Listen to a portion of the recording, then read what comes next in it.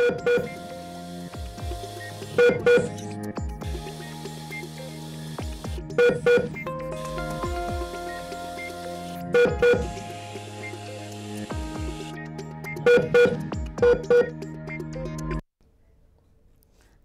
जय महाराष्ट्र. मी Vedashree Tamhane. Lifeline या विशेष कार्यक्रमामध्ये आपलं स्वागत. कुठलाही त्रास झाला किंवा कुठलीही त्रासदायक गोष्ट असेल तर आपण त्याला डोकेदुखीची उपमा देतो. याचं कारणही असंच की डोकेदुखी सुरू झाली तर माणूस अक्षरशः हतबल होऊन जातो. मग अर्धशिशी किंवा मायग्रेन ही अशाच प्रकारची एक वेदना आहे. एकंदर डोकेदुखी आणि मायग्रेनची समस्या आणि त्यावरचे उपाय यावर आज आपण चर्चा करणार आहोत. आणि यावरतीच मार्गदर्शन द्यायला आपल्यासोबत स्टुडिओत आहेत neurologist doctor Sushil Tandel. Doctor, या शोमध्ये आपलं खूप खूप स्वागत आहे. आपण डॉक्टरांसोबतच्या चर्चेला सुरुवात करणार आहोत, पण त्याआधी पाहूयात एक स्पेशल रिपोर्ट.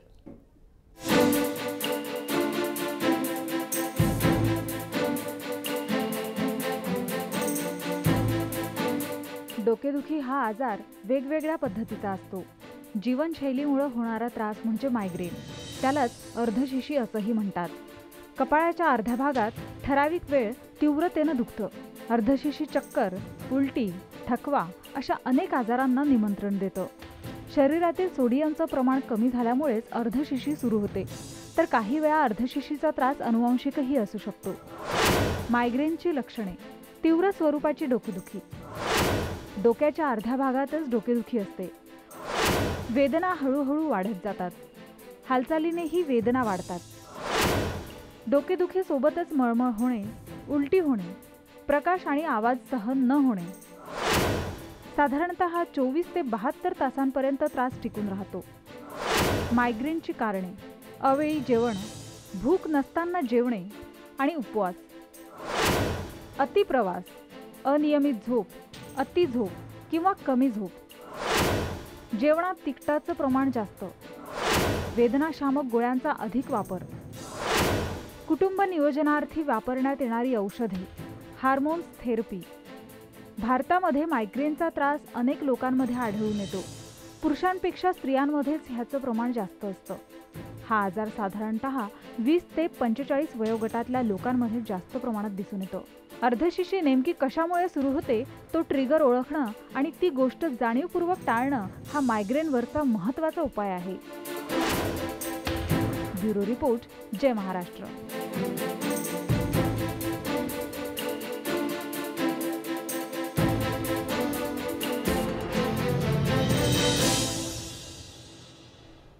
आपण आजच्या विषयावरती चर्चा सुरू करणार आहोत, पण त्याआधी मी प्रेक्षकांना सांगू इच्छिते की तुम्हालाही डोकेदुखी किंवा मायग्रेन या संदर्भात काही प्रश्न विचारायचे असतील डॉक्टरांना तर 1800-103-3043 या टोल फ्री क्रमांकावरती संपर्क साधा आणि आमच्यापर्यंत तुमचे प्रश्न पोचवा.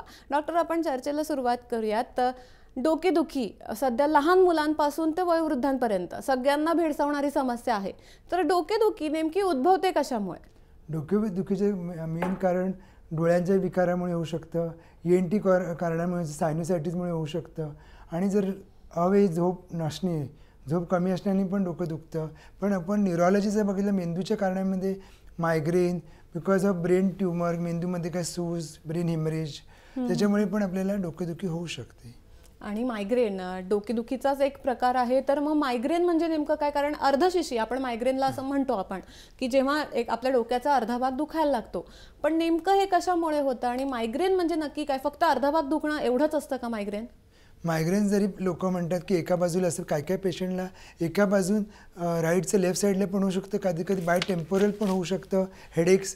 आणि हे हेडेक्सच्या वेळेला त्यांना लाईट सहन होऊ त्यांना लाईट सहन होत नाही, त्यांना आवाज सहन होत नाही, त्यांना एकटंसं राहावंसं वाटतं, उलटीसारखं त्यांना वाटतं.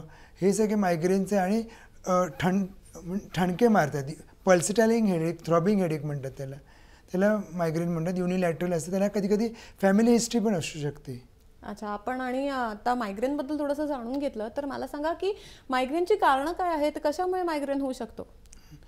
Migraine is a form of a vascular headache. त्याच्यामध्ये there is in migraine migraine cause by vasodilatation, म्हणजे आर्टरीज ज्या असतात त्या एनलार्ज होतात, प्रॉमिनंट होतात. कारण because of release of neurotransmitters, आणि हे neurotransmitter are release from the nerve terminals, आणि हे nerve fibres are coiling around the large arteries of the vessels. आणि हे न्यूरोट्रान्समिटर्स काय करतात, they will cause inflammation, pain आणि further dilatation of the blood vessel, म्हणजे आर्टरीज थोडा dilate होऊन थणके मारायला लागतात आणि एकदम सूज येते बाय टेम्पोरल एरियाजमध्ये. अच्छा, आपण जसं मगाशी म्हटलं, आपण प्रेक्षकांचे सुद्धा प्रश्न घेतो आणि पहिला प्रश्न येतो आपल्याकडे. वैशाली साळुंखे आहेत पुण्याहून. वैशाली, तुमचा प्रश्न विचारा. हॅलो. हा madam.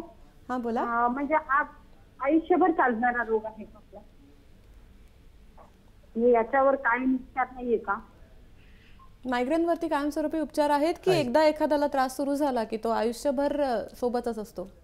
Family history of migraine असतेच, पण जर आपल्याला मायग्रेन जर समजून घेतला आला, त्याचे ट्रिगर पॉईंट्स आपल्याला कळले की आपण ते कसे हँडल करू शकतो, आणि त्याचं ट्रीटमेंट जर आपण ह्याची घेतली मायग्रेनची व्यवस्थित, तर आपलं लाईफ नॉर्मल होऊ शकतं. जर आपण ट्रीटमेंट व्यवस्थित घेतली तर आपल्याला इतका त्रास होतो, कधी कधी आपण कामावरती पण जात नाही आणि आपल्याला एकटंच राहावंसं वाटतं आणि वीकनेस येतो, थकवा येतो. So if you understand migraine आणि त्याची ट्रीटमेंट व्यवस्थित घेतली तर we can conquer migraine and treat it. अच्छा डॉक्टर, आणि मायग्रेनची काही खास विशिष्ट अशी लक्षणं आहेत का की जी आपल्याला समजली की आपण इमिजिएटली त्याच्यावरती उपचार सुरू करू शकतो? They are called pre monetary symptoms. कधी कधी डोळ्याच्या समोर फ्लॅशेस ऑफ लाईट्स येतात, काही काही अटॅक येण्याच्या अगोदर थकवा वाटतो, काही गोड खायची इच्छा वाटते. हे सगळे प्री मॉनिटरी सिम्पटम्स असतात. ते एकदा कळले ह्याला की तो पेशंट अवॉइड करू की स्ट्रेस, ही इमिजिएटली टेक रेस्ट, ते लगेच इमिजिएटली औषधं घेतील आणि मग पुढचे अटॅक कमी होऊ शकतो. पण आणि मग ज्यांना चष्मा आहे त्यांना हा त्रास होण्याची जास्त शक्यता असते का? याशिवाय ज्यांना आपण म्हणतो सायनस, सर्दी, हे त्रास सुद्धा असतील तर त्यांना मायग्रेनची समस्या लगेच होऊ शकते? They can be linked or they can be को एक्झिस्टिंग विथ मायग्रेन. मायग्रेन बरोबर कोणाला डोळ्याचे नंबर वाढलेले असतील, कोणाला सायनोसायटिस असेल, तर if you treat migraine plus जे प्रॉब्लेम्स आहे डोळ्याचा विकार, तर we can be able to treat migraine more effectively. अच्छा, आणि काही एक विशिष्ट वयोमर्यादा आहे या आजारासाठी की? कारण आपण बघतोय की आजकाल की अभ्यासाचं प्रेशर सुद्धा एवढं वाढलं आहे की भरपूर वेळा लहान मुलं सुद्धा आपल्याला येऊन सांगतात की डोकं दुखतंय, किंवा मग मिडल एज असू देत किंवा वयोवृद्ध असू देत, सगळ्यांनाच ही समस्या भेडसावते. तर मग मायग्रेनसाठी काही वयोमर्यादा आहे का? मायग्रेनसाठी काय वयोमध्ये मायग्रेन चिल्ड्रन्स पण आहे, ॲडल्ट पण आहे, ओल्ड एजमध्ये पण आहे. आणि मायग्रेन इज ट्रिगर्ड बाय जर कोणी वेळेवरती स्ट्रेस घेतला जास्ती, अँझायटी असेल, त्याच्यामुळे पण मायग्रेन वाढू शकतं, ट्रिगर होऊ शकतं. जर हायपोग्लायसेमिया असेल, म्हणजे जर काय उपाशी असेल, त्याच्यामुळे पण होऊ शकतं. जर कोणी स्मोकिंग करत असेल त्यांनी पण वाढू शकतं मायग्रेन. आणि अल्कोहोल घेण्याने पण मायग्रेन वाढू शकतं. काही काही लोक चीज किंवा चॉकलेट्स किंवा कॅफिन, जास्ती टी किंवा कॉफी घेतल्याने पण ट्रिगर होऊ शकतं underline migraine. So if you avoid the trigger points, then the attacks of migraine frequency and the intensity will decrease. आणि जर लहान वयातच मायग्रेनची समस्या सुरू झाली तर मग ती थोडं मोठं झाल्यानंतर, म्हणजे मिडल एजमध्ये किंवा 20sमध्ये आल्यानंतर ती पुन्हा उद्भवण्याची शक्यता असते का? मग कारण ती शरीराची एक अशी टेंडन्सी होऊ शकते. म्हणून त्याच्यासाठी 2 प्रकारचे असतात. ट्रीटमेंट ऑफ ॲक्यूट मायग्रेन, जेव्हा अटॅक येतो मायग्रेनला तेव्हा काय ट्रीटमेंट द्यायची, आणि प्रोफिलॅक्टिक ट्रीटमेंट, म्हणजे जर अटॅक परत येत असतील लहानपणापासून परत यंग एजमध्ये, तर त्याची ती फ्रिक्वेन्सी जर जास्ती असेल तर we have to treat by prophylactic treatment. आणि प्रोफिलॅक्टिक ट्रीटमेंट कधी कधी 3 महिने पण असू शकते, 6 महिने पण असू शकते, पण ती जर घेतली ना तर we can treat migraine effectively. नक्कीच. प्रेक्षकांना मार्गदर्शन देण्यासाठी मला तुम्हाला विचारायला आवडेल की जेव्हा मायग्रेनचा अटॅक येतो तेव्हा रुग्णाला नेमका कसा त्रास होतो, काय काय समस्यांना त्यांना सामोरं जावं लागतं? बेसिकली त्यांना काय एकदम थकवा येतो, काय खाण्याची इच्छा होत नाही, त्यांना उलटीसारखं वाटतं, चक्कर येते, काय लोक चक्करून पडतात, पण फेंट पण होतात. पण अशा वेळेला त्यांना जर उजेड जास्ती असेल, त्यांना सहन होत नसेल लाईट, तर त्यांनी अंधाराच्या खोलीमध्ये यायचं. तर त्यांना आवाज आवडत नसेल तर सायलेंट रूममध्ये येऊन हे करायचं. And he should be comfortable very easy. आणि जे काय त्यांना लिक्विड काय घ्यायचं असेल ते घेऊ शकतात. म्हणजे हेवी फूड त्यांना खाली परत उलट्या होऊ शकतात. त्यामुळे त्या वेळेला त्यांनी व्यवस्थित जर स्वतःला सांभाळून घेतलं आणि व्यवस्थित जर इलेक्ट्रोल पावडर, ग्लुकॉन डी घेतलं तर त्यांना थकवा येणार नाही. आणि they will be able to take proper tablets and medicines for the migraine. आणि टेन्शनमुळे मायग्रेन होण्याची शक्यता असते. आता हेडेक्स पण वेगळ्या वेगळ्या प्रकारचे असतात. बरोबर. वन इज तर कॉल्ड त्याच्यातले टेन्शन, तुम्ही प्रकार सांगितलेत तर one is tension headache, one is cluster headache आणि आपले common headache is migraine headaches. आता मायग्रेन हेडेक्स पण 2 प्रकारचे आहेत. कॉमन हेडेक्स मायग्रेन आणि क्लासिकल मायग्रेन. अच्छा. आणि क्लासिकल मायग्रेन मध्ये ते ऑरा येतो. ऑरा मध्ये त्यांना कळतं की विथ ऑरा विदाउट ऑरा या प्रकारांबद्दल पण मला तुम्हाला विचारायचं तर आहे. विथ ऑरा येतं त्याला म्हणतो आपण क्लासिकल मायग्रेन आणि common migraine is without aura. अच्छा. म्हणजे जे आपण रोज म्हणतो एका बाजूला ठणके मारतात, त्यांना उलटीसारखं वाटतं आणि लाईट सहन होत नाही, ते they R called common migraines. आणि ऑरा म्हणजे काय, अटॅक येण्याच्या अगोदर त्यांना कळतं की डोळ्यापुढे फ्लॅशेस येतात, that is called as migraine with aura. पण मग हे एखादा तुम्ही जे म्हणता डोळ्यासमोर फ्लॅशेस येतात, तर हे एखाद्या पर्टिक्युलर सिच्युएशनमध्ये होतं की माणूस कुठेही असताना त्याला ही परिस्थिती येऊ शकते त्याच्यावरती, की काही टेन्शन आलं किंवा ओव्हर प्रेशर असेल एखाद्यावरती, की अशी सिच्युएशन येते की आणि मायग्रेनचा अटॅक येतो की नॉर्मल आपण आपल्या लाईफमध्ये आहोत, डेली रुटीनचं काम करतोय आणि अचानक मायग्रेनचा अटॅक आला, असं होऊ शकतं का? होऊ शकतं, कारण का अंडरलाईन मायग्रेन आहे त्याच्यावरती हे स्ट्रेसेस आहेत. त्याच्यासाठी आपल्याला ह्याची पण ट्रीटमेंट घेणं गरजेचं आहे की जर स्ट्रेस असेल तर एकदम रिलॅक्सिंग एक्सरसाइज करायला पाहिजे. We should practice relaxing exercise like yoga, meditation. त्यांनी पण बेसलाईन जे मायग्रेन असेल ते पण आपल्याला ट्रीट करायला बरं पडेल. पण we have to treat the migraine also plus the stress also. आपल्यासोबत आणखीन एक आहेत, उल्का आहेत आपल्यासोबत बीडहून. उल्का, तुमचा प्रश्न विचारा. आवाज येतोय तुमच्यापर्यंत उल्का? हो. हा, तुमचा प्रश्न विचारा डॉक्टरांना. हॅलो. हा, तुमचा प्रश्न विचारा उल्का.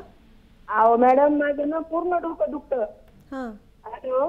हा, बोला ना, आवाज येतोय तुमचा, बोला बोला. हा, माझं ना पूर्ण डोकं दुखतं मॅडम आणि ऍसिडिटी होती, डोकं खूप जाम होतं नेहमीच होतं. वय काय असेल तुमचं? वय 34. आणि तुम्ही काय काम करता? हाऊसवाईफ आहात? हा, हाऊसवाईफ, सिलाई मशीनचं काम करते. आणि तुम्हाला ऍसिडिटीचा प्रॉब्लेम आहे? हो. आता ज्या लोकांना सातत्याने डोकं दुखतं आणि एज पण 34 आहे, ॲसिडिटी पण आहे, तो वी शुड ट्रीट. ॲसिडिटी असेल तर कधी कधी फास्टिंगनी पण ॲसिडिटीनी पण आपल्याला डोकं दुखू शकतं. पण जर मायग्रेन किंवा डोकं का दुखतं त्यासाठी त्यांना इन्व्हेस्टिगेशन करावं लागतील. साधारण आपण CT स्कॅन, MRI करून बघायला पाहिजे किंवा डोळे चेक करून बघायला पाहिजे की डोळ्यामुळे तर डोकं दुखत नाही किंवा सायनसमुळे तर डोकं दुखत नाही. म्हणून इग्नोर करून चालणार नाही की माझं डोकं दुखतं आहे की ॲसिडिटीमुळे आहे. तुम्हाला डॉक्टरकडे जाऊन आपण तपास करून घ्यायला पाहिजे की कशामुळे माझं डोकं दुखतं, त्याच्यासाठी काय उपाय आहे, मी कसं ते ओव्हरकम करू शकते. म्हणजे पेशंटचा पण प्रतिसाद असणे गरजेचं आहे. फक्त बोलून माझं डोकं दुखतं आहे, मला दिवसभर काय होत नाही म्हणून काय चालणार नाही. आपण पुढचा प्रश्न घेऊया. तर नवनाथ आर्यन आहेत आपल्यासोबत पुण्याहून. नवनाथ, तुमचा प्रश्न विचारा. ऐका ना सर. नमस्कार. बोला. असा प्रश्न आहे की डिलिव्हरीच्या नंतर जे प्रॉब्लेम चालू झालेत, म्हणजे असे मायग्रेन सारखे, वीकनेस वगैरे आणि सारखं झोप येणे आणि तब्येत पहिली जास्त असताना आता फारच वजन पण कमी झालंय.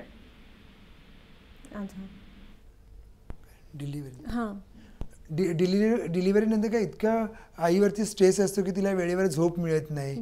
ऑलरेडी ती एकदम थकलेली असते आणि त्याच्यावरती अंडरलाईन जे मायग्रेन वरती येतं, त्यामुळे आपल्याला त्या अशा गोळ्या द्यायला पाहिजे मायग्रेन की, कारण का ती ब्रेस्ट फिडिंग पण करत असते.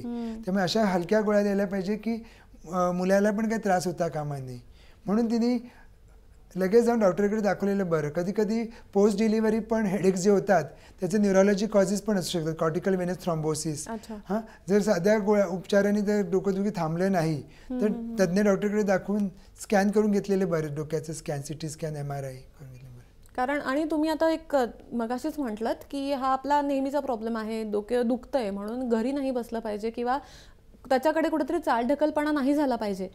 पण खूप ही कॉमन समस्या आहे डोकेदुखी, आणि जर ह्याच्याकडे वेळीच लक्ष दिलं नाही तर अर्धशिशी, मायग्रेन किंवा इतर कुठल्या प्रकारची डोकेदुखी ह्याचं रूपांतर कुठल्या गंभीर आजारामध्ये होऊ शकतं का?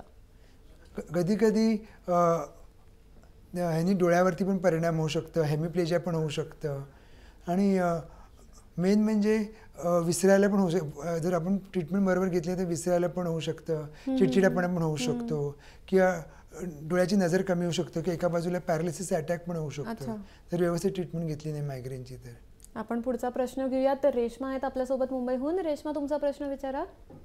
हॅलो. हां, बोला. मॅम ॲक्च्युली माझा प्रश्न हा आहे, मी थोडं जरी विचार केला ना, माझं डोकं खूप दुखतं मॅम. अच्छा, म्हणजे तुम्ही कशा प्रकारच्या विचारांचं म्हणताय? तुम्हाला टेन्शन आहे कसलं? म्हणजे टेन्शन मीन्स मी थोडा जरी विचार केला ना, माझं डोकं खूप दुखतं आणि म्हणजे काही सुचत नाही, मी काय करू काय नाही असं. अशा वेळेला तिने स्वतः बसून बघायला पाहिजे की इट इज अ मायग्रेन की टेन्शन टाईप हेडेक, कशामुळे तिला हे होतं. आणि डॉक्टरांकडून जाऊन कधी कधी सायकॅट्रिस्टची पण मदत लागू शकते किंवा सायकोलॉजिस्टशी बसून की का हिचं डोकं दुखतं, डोळ्याच्या कारणामुळे दुखतं की सायनसच्या कारणामुळे दुखतं की तिच्या विचारामुळे दुखतं. आणि सगळ्यात मेन म्हणजे ऑर्गॅनिसिटी रूल होण्यासाठी एक सिटी स्कॅन किंवा MRI केलं की आपण रूल आउट होतं की it is not a neurology problem, it is a psychiatric problem. Then she can immediately go to a psychiatrist and take a proper treatment. की टेन्शनमुळे जे डोकं दुखतं की जास्ती विचार करून ते कसे कमी करू शकतात विचार, त्यासाठी तिला काउन्सिलिंग करावं लागेल. तर याप्रमाणे आपण वाचन करत राहिलो किंवा सतत TV बघत राहिलो, कम्प्युटरवरती काम करत राहिलो किंवा सतत प्रवास करत राहिलो, तर या कारणांनी सुद्धा मायग्रेन होण्याची शक्यता असते. हो, म्हणजे अंडरलाईन जी मायग्रेनला हे ट्रिगर्ड फॅक्टर्स आहे. समजा आपण जर एक सगळं TV वरती बघत बसलो, डोळ्यावरती ताण पडतो, त्याच्यावरती आतमधल्या रक्तवाहिन्यांवरती पण प्रेशर होऊ शकतं, मग ते पण आकुंचन होऊ शकतात, डायलेट होऊ शकतात. म्हणून आपल्याला हे याची ट्रीटमेंट करणं गरजेचं आहे की कशामुळे आपलं डोकं दुखतं आहे बघणं गरजेचं आहे. आपण पुढचा प्रश्न घेऊया. तर शुभम आहेत आपल्यासोबत कोणाढून. शुभम, तुमचा प्रश्न विचारा. हॅलो. हां, बोला. म्हणजे परत बोला जरा. तुमचा प्रश्न विचारा. काय प्रश्न विचारायचा आहे? म्हणजे मायग्रेन म्हणजे परमनंट डिजीज आहे, जाऊ पण शकतो. पुन्हा एकदा त्यांचा प्रश्न आहे की मायग्रेन हा परमनंट आजार आहे की जाऊ सुद्धा शकतो का? जाऊ सुद्धा शकतो जर आपण त्याच्यावरती मात केली, आपण त्याला अंडरस्टँड केलं, समजून घेतलं मायग्रेन म्हणजे काय आहे, आपण त्याच्यावरती कशी मात करायला पाहिजे, कसे त्याचे ट्रिगर फॅक्टर कंट्रोल करायला पाहिजे, कसं आपण वेळेवरती जेवायला पाहिजे, उपास केलं की ॲसिडिटी वाढू शकते, तर स्ट्रेस घेतलं की परत मायग्रेन, तर ह्याच्यावरती जर आपण ट्रीटमेंट घेतली तर ते परमनंट राहू शकत नाही.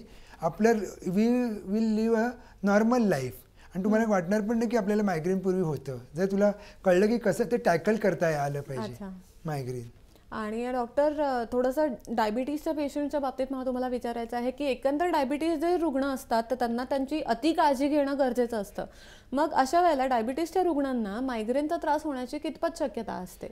म्हणजे त्यांचे काय शुगर फ्लक्च्युएट होतं, कधी कधी शुगर हाय पण होऊ शकते, लो पण होऊ शकते, त्याप्रमाणे मेंदूला रक्तपुरवठा कमी होतो, त्याच्यामुळे त्यांचे मायग्रेन जे अंडरलाईन असेल ते प्रॉमिनंट होऊ शकतं.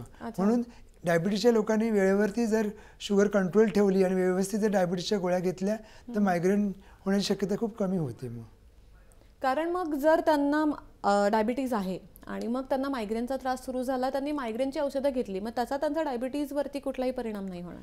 काय काय अशी औषधं आहेत मायग्रेनची ज्यांनी डायबिटीजवरती काही परिणाम होत नाही, शुगर काही फ्लक्च्युएट होत नाही आणि त्यांचं मूड स्टेबिलाइज होऊन त्यांचे शुगर पण कंट्रोल आणि मायग्रेन पण कंट्रोलमध्ये होऊ शकते गोळ्या व्यवस्थित घेतल्या तर. अच्छा, आपण पुढचा प्रश्न घेऊया. तर अनुपमा पवार आहेत आपल्यासोबत कोपरगावहून. अनुपमा, प्रश्न विचारा. हॅलो. हां, बोला. मॅडम, माझ्या मिस्टरांना ना असं अर्ध्या डोकेदुखीचा इतका त्रास होतो, म्हणजे जवळजवळ 5-6 वर्षापासून त्रास होतो आणि त्यांना म्हणजे मणक्याचा त्रास आहे आणि त्यांचं वजन 84 किलो इतकं आहे. तर त्यांना अक्षरशः म्हणजे दररोज डोकं दाबून द्यावं लागतं आणि दाबताना ते बोलतात की अशी विस्कर घे आणि विस्कर येणं, म्हणजे इतकी कंडिशन त्यांची बेकार होती. तर मग त्याच्यासाठी काही सांगताल का? 5-6 वर्षापासून त्रास आहे हा त्यांना. 5-6 वर्ष झाले त्यांना डोकेदुखीचा त्रास आहे आणि वजन जास्त, वजन आहे 84 किलो वजन आहे त्यांचं. आणि दुसरं काही प्रॉब्लेम आहे त्यांना? रोज एवढं त्यांचं डोकं दुखतं की एकदा त्यांना ॲडमिट करायला लागलेलं आणि वरतून रोज त्यांना डोकं दाबून दिल्याशिवाय त्यांना चैन पडत नाही आहे. जर असा जर प्रकार असेल तर इन्व्हेस्टिगेशन करणं गरजेचं आहे. तर ॲडमिट जेव्हा होतात त्यावेळेला सगळं रक्त पण तपासणी करून घ्या आणि स्कॅन पण करून घेतलेलं बरं की कशामुळे डोकं दुखतं आहे, डोळ्यामुळे दुखतं आहे की सायनसमुळे दुखतं आहे की आतमध्ये काय ट्युमर आहे की सूज आहे की मेंदूला रक्तपुरवठा कमी होतो आहे बघणं गरजेचं आहे. जर एकसारखं त्रास जर होत असेल तर इग्नोर करून चालणारच नाही ह्या जगामध्ये, आता ह्या युगामध्ये चालणारच नाही. त्याच्यासाठी ट्रीटमेंट आहेत त्याचं अवेलेबल. तर why not take the treatment, why not suffer होण्यापेक्षा इलाज केलेला बरा. अच्छा, आणि ज्यांना मायग्रेनचा प्रॉब्लेम आहे तर त्यांच्यासाठी काही पथ्य आहेत का, की विशिष्ट अन्नपदार्थ खाल्ले पाहिजेत, जेवताना हे पदार्थ टाळावेत, हे आवर्जून खावेत, असं काही आहे का? काही काही लोकांमध्ये शेंगदाणे किंवा नट्स खाणं अवॉइड करणं, किंवा सिट्रस फूड अवॉइड करणं, दारू पिणे अवॉइड करणं, किंवा चीजनी पण होतं, किंवा चॉकलेट्स, कॉफी, कॅफिन, तर हे पदार्थ आपण अवॉइड केलेले बरे पडतात. आपण पुढचा प्रश्न घेऊया. तर प्रमोद आहेत आपल्यासोबत यवतमाळहून. प्रमोद, तुमचा प्रश्न विचारा. हा, नमस्कार मॅडम. बोला. हा, माझं डोकं मागच्या साईडने दुखते. हा, तर माझी एज 35 वर्ष आहे. मागच्या साईडनं दुखतं आणि का म्हणजे डोक्याचाच प्रॉब्लेम आहे काय, ऑर्थोपेडिकचा वगैरे प्रॉब्लेम आहे? समटाईम्स हे जे मायग्रेन जे असतात कधी कधी मानेतून पण ते वरती वेदना येऊ शकतात, किंवा चेहऱ्यावरती पण कधी कधी काय काय लोकांचं, कारण का it is a referred pain. Because जे नर्व्स जे आहेत ते they are coil around the large vessels of the brain. Artery ज्या असतात त्याच्या वरती ते नर्व्स फायबर्स असतात त्याच्यावरती हे, त्यामुळे कुठे पण जे रिफर्ड पेन असेल तिकडे दुखू शकतं. पण जर तुम्हाला असं डाऊट असेल की ऑर्थोपेडिक प्रॉब्लेम आहे तर मानेचा एक्सरे करून बघायला पाहिजे, किंवा ऑर्थोपेडिक डॉक्टरने दाखवलेलं बरं. पण ते सगळं नॉर्मल असेल आणि तरी पण ते ऑर्थोपेडिक म्हणलं की it is not orthopedic problem, then it may be a neurology problem. मग आपल्याला ते इन्व्हेस्टिगेशन करणं गरजेचं आहे, आणि it may be a referred pain because of migraine. आपण पुढचा प्रश्न घेऊया. तर वैभव पवार आहेत आपल्यासोबत बारामतीहून. वैभव, तुमचा प्रश्न विचारा. Hello sir. बोला. हा सर, प्रवास करताना माझ्या डाव्या साईडला डोकं दुखतं. काय सांगा त्याच्यावर? प्रवास करताना काय असतं, आपल्याला खूप वेळ ट्रॅव्हल करायचं असतं, त्या पाणी पण प्यायला हे होत नाही, किंवा झोप पण मिळत नाही, आराम पण मिळत नाही, त्याच्यामुळे डोकं दुखू शकतं. पण मायग्रेन म्हणजे काय असं नसतं की एकाच बाजूला होतं, राईट साईडला किंवा लेफ्टला. It can be both the sides. अच्छा. देअरफॉर बिकॉज ऑफ द ट्रॅव्हलिंगमुळे तुम्हाला स्ट्रेसमुळे तुमचा अंडरलाईन मायग्रेन वरती येऊन तुम्हाला डोकं दुखत असेल. त्यासाठी तुम्ही जर व्यवस्थित औषधं घेतली तर तुमचा हेडेक कमी होऊ शकतं. नक्कीच डॉक्टर, आणखीन भरपूर चर्चा करायची होती, भरपूर प्रश्नही येत आहेत आपल्याकडे, पण वेळेअभावी इथे थांबायला लागतंय. तुम्ही आज आलात, आम्हाला वेळ दिलात, आम्हाला आणि आमच्या प्रेक्षकांना छान मार्गदर्शन दिलं, त्याबद्दल खूप खूप धन्यवाद. लाईफलाईनमध्ये वेळ झाली आहे, इथेच थांबायची. तुम्ही बघत राहा जय महाराष्ट्र.